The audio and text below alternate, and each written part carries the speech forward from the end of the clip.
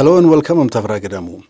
Triggered by a personal experience faced by every girl and woman, my guest today, Fireweini Mebrahatu, went ahead and designed a sanitary pad that would change the lives of women in this country. Patented since the sanitary pad produced in her factory is cheap and reusable, at least for 2 years. This life-changing intervention has brought her international recognition. CNN Heroes has profiled her, and in 2 months, we will know if she will make it to the top 10 CNN Heroes of the Year. A very warm welcome to the program.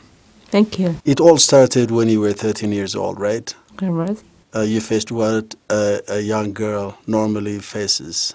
And the menstrual cycle was, it came, nobody alerted you to that, right? Absolutely. Even though I was the youngest child in my family, including my mother, there were 5 girls in the family that you would think that I should know everything about what it means to have a period, but I had no clue. And I think the reason being that is because my sisters, it's not because they don't want to tell me, but they thought it was just it's a normal thing that they dealt with it, and I should be dealing the way they dealt with it. On your own? On my own. So when I had my first period, it was quite a shock to me. I mean, it was in school.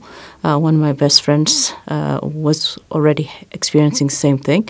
So luckily we were sitting on the back of the class and had stained my clothes, and she could see that I had stained my clothes, and she knew what it meant. So she comforted me and she said, "Don't worry, this is what it means. I already have this." So we stayed behind till everybody left, and it was such a shocking experience till we get home, because I were not prepared by any means.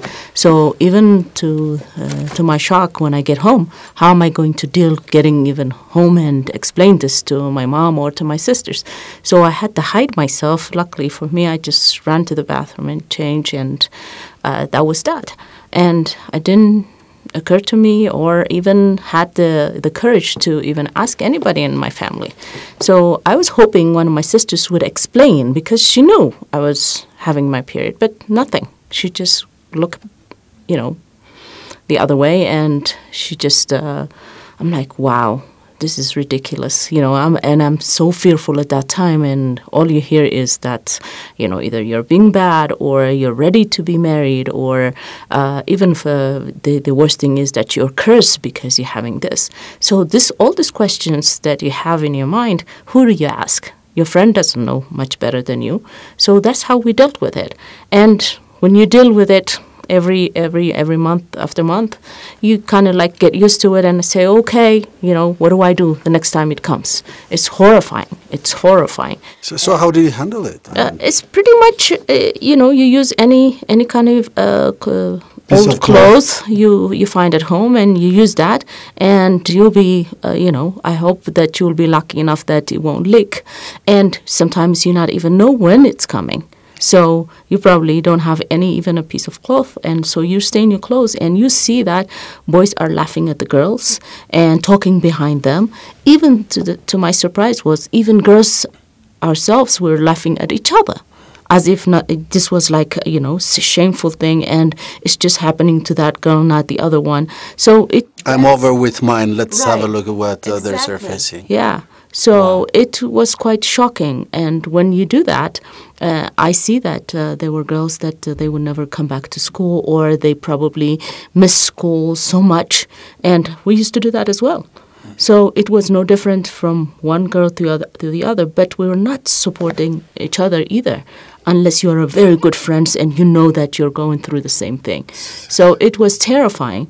Again, this was the childhood that I had experienced, and still today, I still remember it was yesterday. You were on your own. You had to deal with it, except for that encounter with your friend in class. That's it. It came. You handled it yourself. That's how we dealt with it throughout. You move on. Yes. Wow. And the statistics are quite grim. I mean, 1 in 10 of young girls in this country go through the same thing. And in the rural areas, probably even more. Yeah. They're not alerted to it. They're not told what that's. And if it does, I mean, they have to deal with their parents. Parents might think that, you know, they've been with boys or whatever. They will be even punished for that matter. You'll be hearing a lot of horror stories about when girls in the rural areas they have their periods, how their mothers or fathers especially are reacting to the situation. So a girl, just imagine a girl would have her period and she had stained her clothes. She's terrified. She's running to her home, and a father would just come and look at her clothes, and all he can think about is she's been with boys, and he was slapping her and stuff. And you hear this repeatedly with so many girls, and the mothers will tell you, please stop. Of course, at least the mother understand a little bit on what's happening to her daughter's situation, and she will stop that. And it's. When did you? It's very interesting. When did you talk about that with your mother, for example? I never did. You never did, even years later? Even now. My mother thinks that this is the most ridiculous project.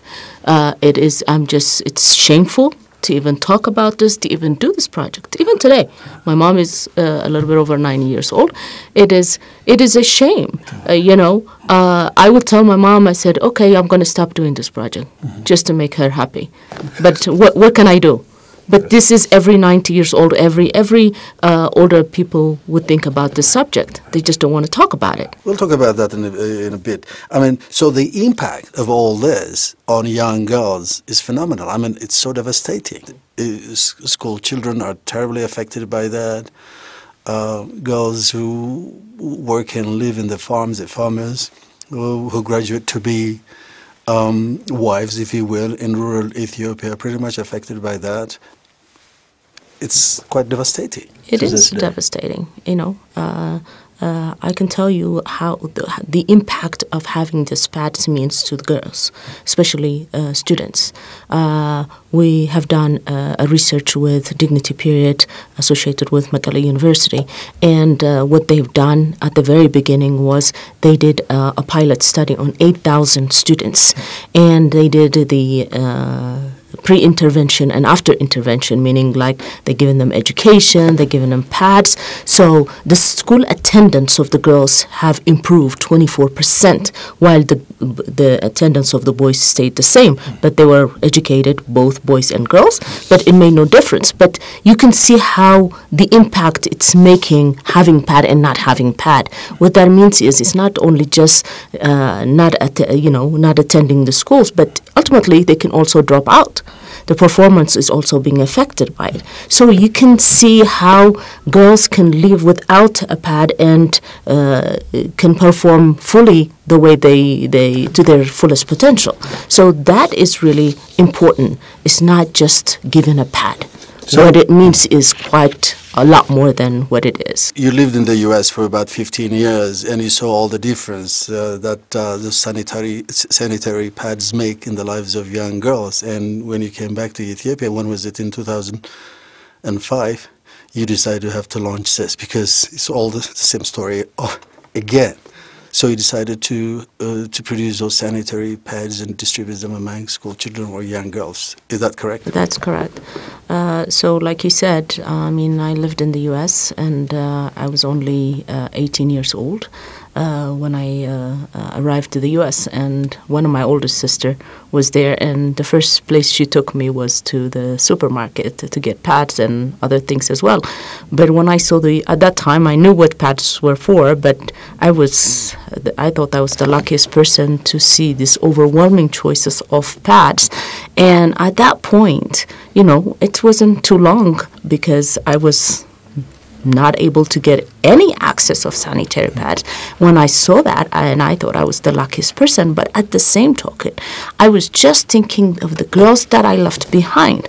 When are they going to have these choices? When are they going to have this access, even a single access of sanitary pad? So at that time, it was planted in my heart and said, wow, lucky, but I still think about the girls behind. So month after month, when I go to the supermarket, I still think about the girls because I remember how horrifying it was growing up without having pads. So even in the developed countries, when you're the least prepared, you'll have an accident. But at least you can go run and get a pad, even in the mall or anywhere close by where you are. So that, to me, was just a blessing in disguise. But again, I still think about the girls. So when I returned back in 2005, what I wanted to know is if things have changed. But why is this bothering me every time, every month? Why am I thinking about the girls? I really think that a girl should never live without a pad. This is just a basic necessity. I know firsthand what it's been like not having a pad and having a pad. I know that the impacts that it made in my life. So when I went to my hometown and start asking about what they use, the people were not willing to talk to me, whether old or young or whatever. They just turn around and say, you know what? They either laugh or it's none of your business. They're giving me this look like, why are you asking us about this? So when I just told them, I said, I'm just trying to help. Would you please tell me, what you actually use? To my horror, however, in the village, they told me, normally the people in the village, they have mud floor, so they dig a hole and squat over it. That, to me, the most shocking thing I ever seen. If they could just tell me they just use any rugs or whatever, that's how I dealt with it. I wouldn't be as shocked. When I saw that, however, I'm like, and they don't even have as basic as underwear. So how is that possible when a woman is menstruating from 1 day to up to 5 days can squat over a hole and sit there with the responsibility that a woman has in Ethiopia?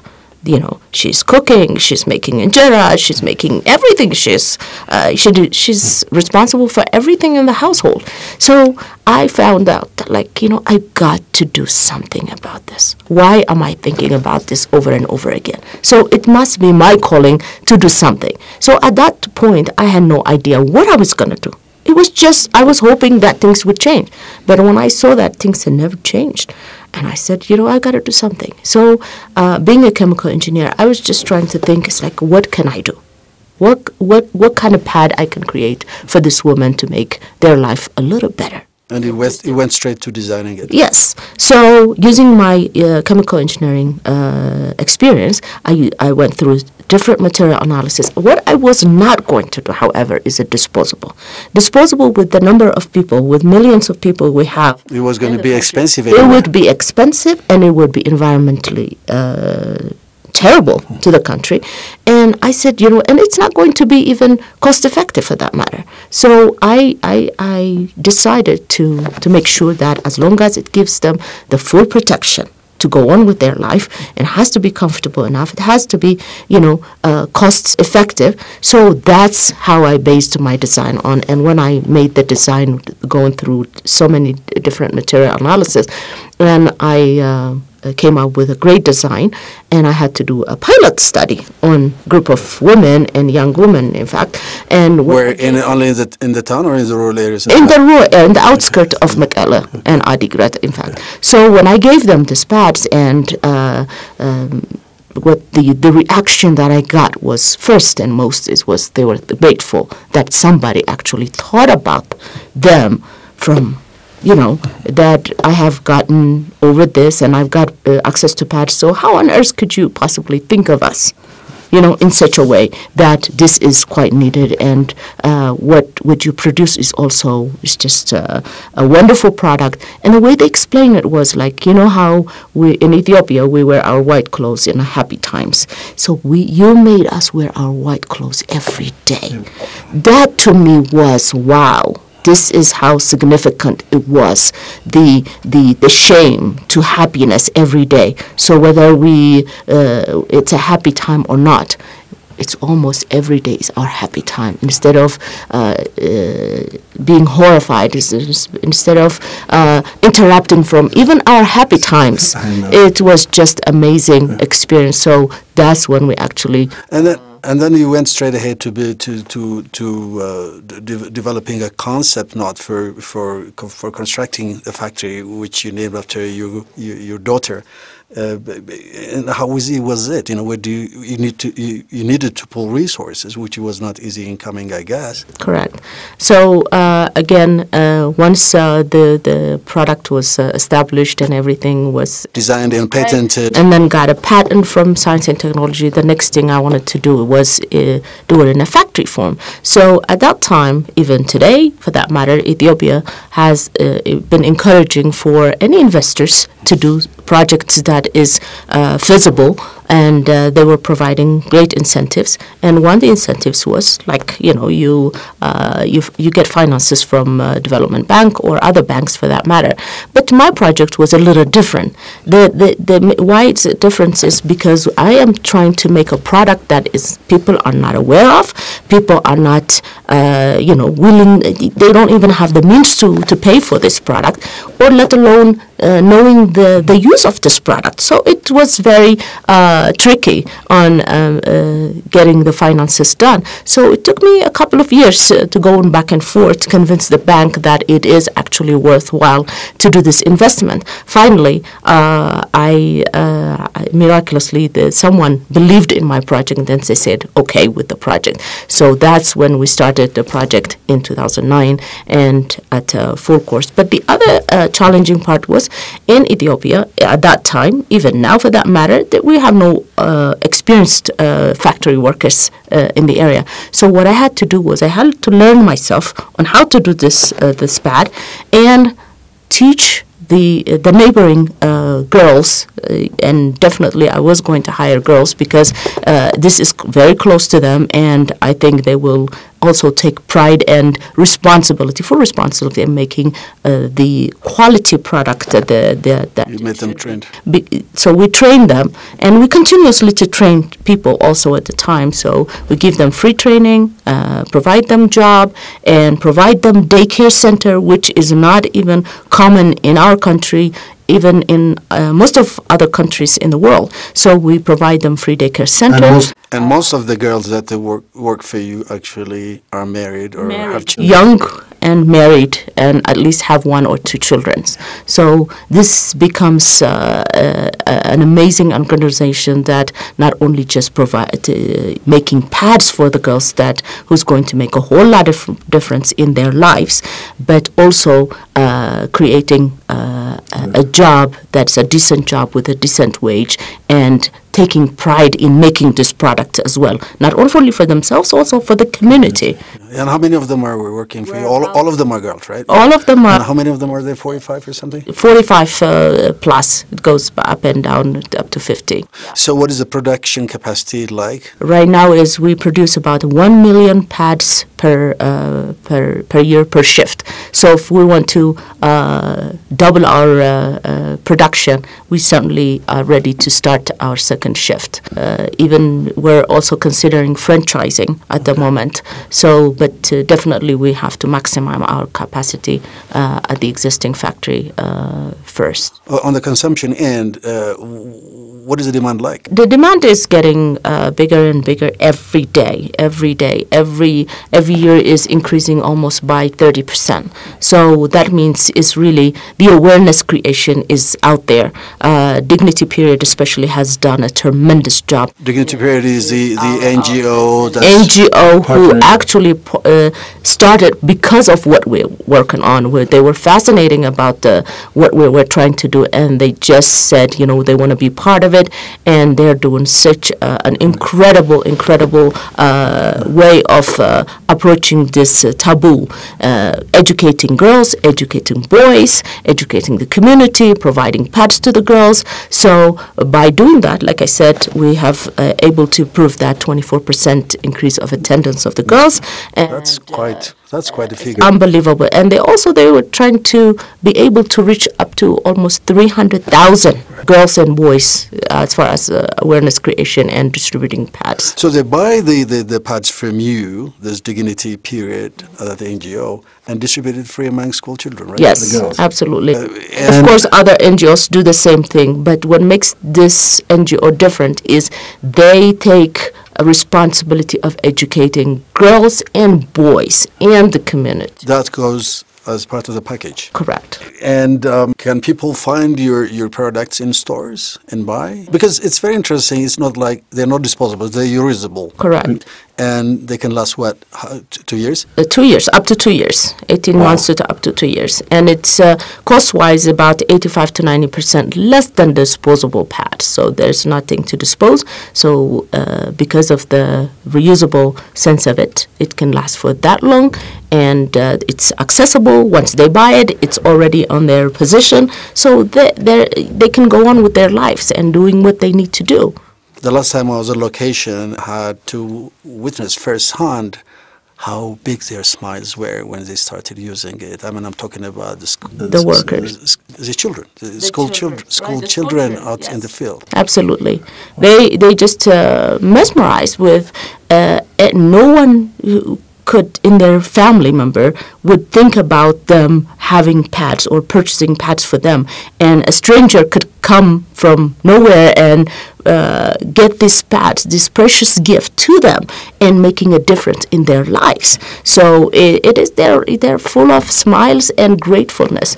And I also goes to the field here and there, and when a priest raises his hands and saying, thank you so much for providing pads for our girls. Imagine the religious aspect of pads means. So it means so much. You can see how education is making a difference in not only with the girls, but all boys and mothers and fathers. And I remember in the South, a girl told me that some NGO that they're distributing pads into the southern region of Ethiopia, a 90 years old father raising his hand was thankful about the gift that they were providing their girls, but they also wanted to know where they can get similar pads to the other girls staying at home. So that means so much. Like I told you, my mother thinks it's so shameful to even do this project, and another 90 years old saying that, where can I get this pad to my other girls? So that education is making a huge difference in what we're doing. And so much so that now you're getting quite a recognition worldwide. And CNN, you're running, you are one of the candidates, hopefully to make it to the 10 CNN heroes for 2019. You have one hurdle to go. You have to make it to the top 10. And we're going to know about it when? This fall. Yes. Tell me about that. I'm very honored to have CNN to recognize me for what I do. I never thought that I would get here, but I knew how important it was for any girl to have this pad, not just for Ethiopian, but for every girl that's out there in the world. It's quite important. It seems like that periods are getting its moment, and it is about time that we all talk about this. And by having CNN to recognize what the work I do, it's not because it's because it was just me that it's doing this job. It's just such an important aspect of our life as a human being, that this is actually humanity. It's about dignity, and it is certainly makes me proud, but we should all be proud that the world is actually starting to talk about this serious issue, and we're going to be making a difference once and for all on this century. So actually they have produced 3 videos, which you can find, viewers can find their webpage, CNN.com. Well, the real business starts, as I said, 2 months down the line. If you make it to one of the top 10, then definitely people will be encouraged to vote for you. Good luck. And thank you very much for being on my show. Thank you so much. Keep it up.